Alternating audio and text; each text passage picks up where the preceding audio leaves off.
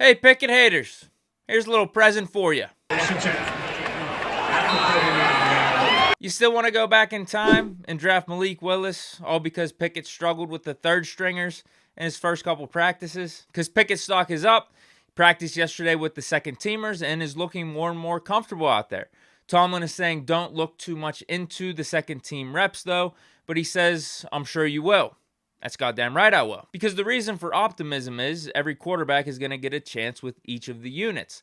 Like, how are you going to get a full picture scope based off Mitch just practicing with the ones, or Mason just with the twos, and Kenny just with the threes? So that's why I'm excited, because I didn't necessarily know if that was going to be the case. Think back to preseason last year.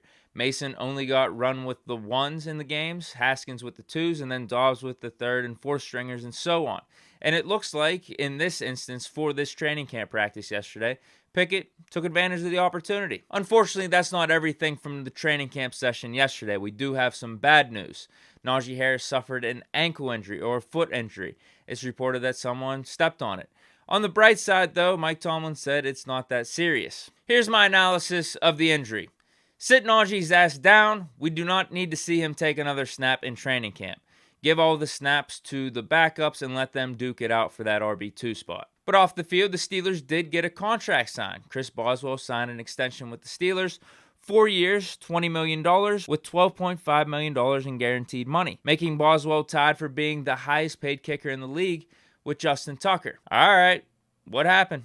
We got the quarterback market, or basically any other position market. Whenever you're a top 10 guy and it's your time to get paid, you set the market.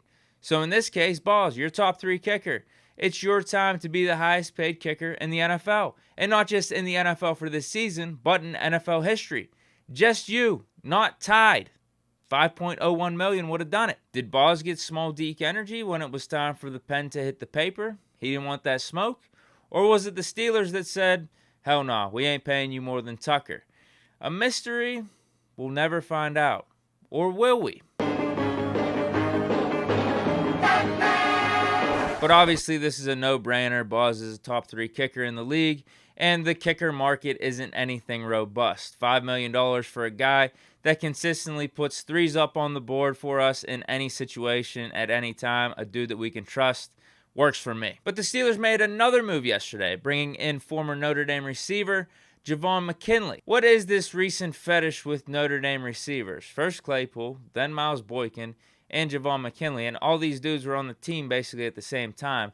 So this move didn't really make that much sense. We already got the best of the Notre Dame receivers in Claypool. Boykin is kind of struggling for his NFL career here, and Javon McKinley was a practice squad guy for the Lions and got cut in May.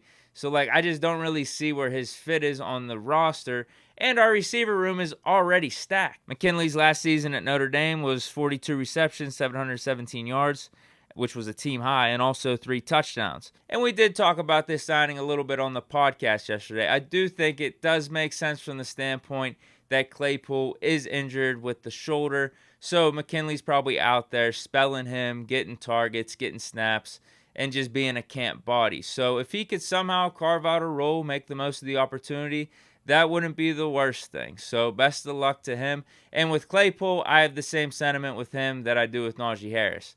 Dude, sit out as long as possible till you're fully healthy. We know what you're going to be this season because we know what you've been your first 2 seasons. Now, we do want you to hit that elite status, but we know you're a pretty damn good player, and it's better for you to be healthy than just trying to tough it out through training camp.